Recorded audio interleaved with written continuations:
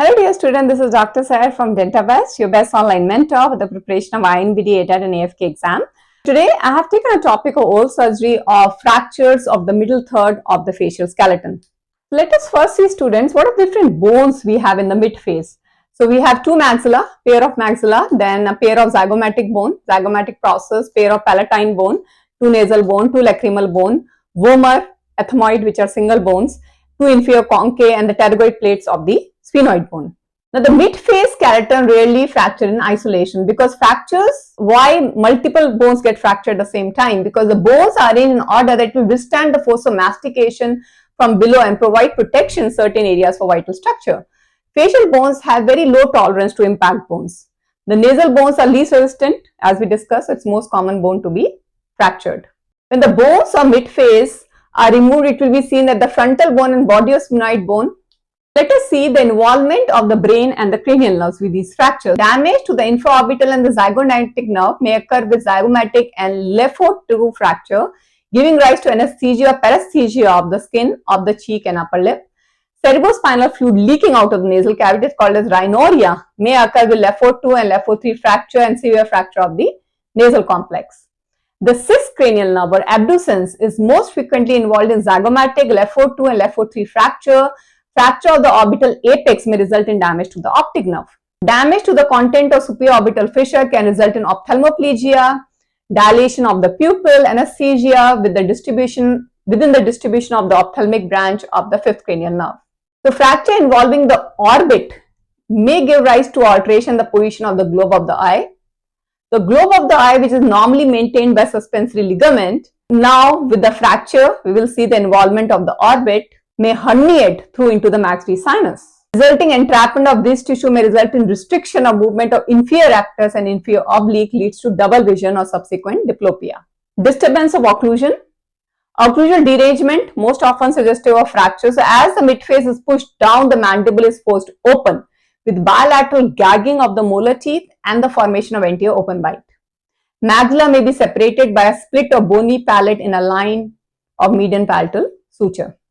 Now, paranasal sinus involvement, frequently involved in zygomatic complex, LeFort I and II fracture, result in bleeding into the cavity and herniation of the buccal pad of the fat. Radiographs show radio-opacity within the antrum, which clear about 3 weeks. Blood vessels involvement. Third part of the maxillary artery and terminal branches are closely associated with the fracture line of LeFort I, II and III. Occasionally, the artery or its greater palatine branch is torn at the pterygomaxillary fissure or pterygopalatine canal.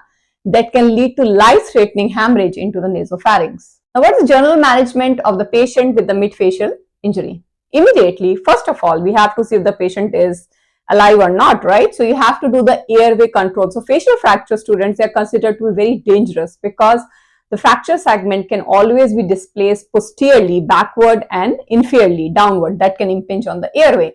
So, controlling the patency of the airway and level of consciousness in the patient is the most important. If the patient is unconscious, put him on his side in the position used routinely during recovery from a GA. Fully oriented patient want to sit up with the face held forward. First of all, clear the mouth oropharynx by removing any clotted blood there, mucus, avulsed or loose or broken teeth. Consider endotracheal intubation if the patient is unconscious or with multiple injuries, particularly to the head, face and chest. The indication for tracheostomy in the maxillofacial surgeries, you can see the picture here. You firstly expose the thyroid isthmus and you place a tracheostomy tube there for patent airway. The tracheostomy is done when prolonged artificial ventilation is necessary in case of severe head and chest injury. To facilitate anesthesia for surgical repair in certain major injury, following obstruction of airway from laryngeal edema or direct injury to the base of tongue and oropharynx, serious hemorrhage in the airway and then secondary hemorrhage is possibility. And tracheostomy is also done to ensure safe post-operative recovery after extensive reparative surgery. Hemorrhage is unusual despite of extensive skeletal damage. Posterior nasal packing for more profuse hemorrhage into nasopharynx should be done, while anterior nasal packing for mild to moderate nasal bleeding should be done. Patient with a midface fracture can also get into shock. Acute circulatory collapse is not a prominent feature of midface fracture. Patient is seriously shocked, possibly more serious injury should be suspected actually. Examine the head. This is a preliminary examination that you have to see first. Determine your priority first. Examine the head for laceration, any bony damage, level of consciousness. Examine the eyes of the patient, the spine, the limb, abdomen, and chest to quickly determine the treatment priorities. History. Ask about loss of consciousness. Patient is coming with his family member. Ask about any memory gap, difficulty in breathing, swallowing. Patient can tell if he is conscious himself. Medical history of the patient, that's very important. Local examination, look for the edema, ecchymosis, soft tissue laceration, any obvious deformity that has happened, hemorrhage or the CSF leak. Palpate the area. Start at the branch of head and neck cranium to explore the wound. Palpate zygomatic bone, arch around the rim of the orbit to note any areas of tenderness, deformity, mobility, unnatural mobility. Palpate the nasal complex. Examine the eyes, take the light reflex, diplopia, and alteration in the size of pupil. Now, inspection intraorally, gagging, derangement of the bite, laceration, ecchymosis, damage to the tooth and alveolus. Now, palpation intraoral, look for areas of tenderness, bony irregularities, crepitus, mobility of the teeth. Look for soft tissue laceration. Soft tissue repair should be done as early as possible before to avoid edema that can happen within 1 to 8 hours of injury. Avoid giving powerful analgesic like morphine because it can further depress the level of consciousness and respiration. To calm down, sedate the patient, we can give diazepam with pentazocine to relieve both pain and cerebral irritation. Control of infection, fracture of midface, compounding to the mouth, nose and paranasal sinus are often associated with dura mater, risk of meningitis. The patient should be given antibiotic like sulfadiazine, followed by 1 gram 6 hourly and course continue for at least 5 days. For CSF rhinorrhea should be assumed in all LeFort II and III fractures and nasoethmoidal complex fracture. CSF leak can arise spontaneously once you reduce the fracture. Clinical diagnosis, tramline pattern or hollow effect on pillow. Detection of CSF by biochemical test, CT scan. Now, students, let us talk about the LeFort classification of the midface fracture. LeFort I is this fracture you can see. It's also called as the horizontal fracture, Guerin fracture, floating fracture, low level, subzygomatic fracture. These are all the names for LeFort I. This fracture is held only by the means of soft tissue. So, horizontal fracture above the level of nasal floor and the fracture line extend backward from the lateral margin of anterior nasal aperture below the zygomatic buttress to cross the lower third of the pterygoid laminae. The second line passes along the lateral wall of the nose and the third line through the lower third of the nasal septum to join the lateral fracture behind the tuberosity. So, this is the fracture of tooth bearing segment.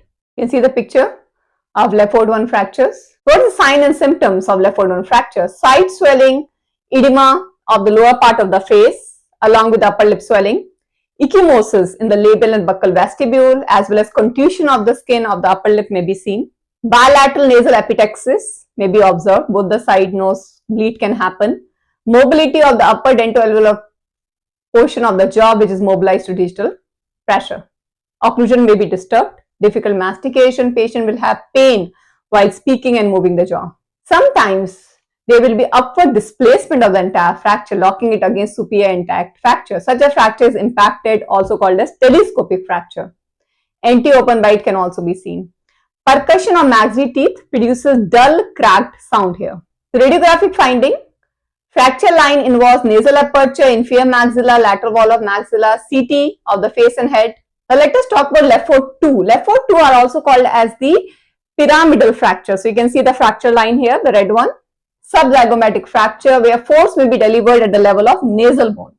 So this fracture runs from thin middle area of nasal bone down either side, crossing the frontal process of maxilla into medial wall of each orbit. Within each orbit, the fracture line crosses the lacrimal bone behind the lacrimal sac before turning forward to cross the infraorbital margin slightly medial to or through the infraorbital foramen. The fracture now extends downward and backward across the lateral wall of antrum, below zygomatic maxillary suture and divides the pterygoid laminae about the halfway up. The separation of the block from base of the skull is completed via the nasal septum and may involve the floor of the anterior cranial fossa. You can see this is the pyramidal fracture we have. Presence of bilateral circumorbital edema and ecchymosis. You can see this is called as raccoon eyes, black eyes. Rapid swelling of eyelid make examination of eyes difficult. bilateral subconjunctival hemorrhage confined to medial half of the eye. The bridge of the nose will be depressed, giving it a flat appearance, nasal disfigurement. If there is impaction of fragment against the cranial face, the shortening of the face with anti-open bite can also be seen. If there is a gross downward and backward displacement of the fragment, then elongation or lengthening of the face will be seen with posterior gagging of the occlusal with anti-open bite, called as dish face. Bilateral epistaxis can be seen, difficulty in mastication and speech. Airway obstruction can also be seen due to posterior and downward displacement of fragment impinging on dorsum of the tongue. Step deformity at the infraorbital margins can be seen. Surgical emphysema, crackling sensation transmitted to the finger due to escape of air from paranasal sinuses. CSF leak, rhinorrhea can be seen, and anesthesia and paresthesia of the cheek is noted. Now, LeFort III are the highest level fracture. Transverse fracture, craniofacial disjunction fracture or suprazygomatic fracture. You can see the picture here. This is the LeFort III fracture. You can see this is the fracture line here, or this one also you can see the fracture line. So this fracture runs from near the frontonasal sutures transversely backward parallel with the base of the skull and involves the full depth of the ethmoid bone including the cribriform plate. Within the orbit, the fracture passes below the optical foramen into the posterior limit of inferior orbital fissure. From the base of inferior orbital fissure, the fracture line extends in two directions.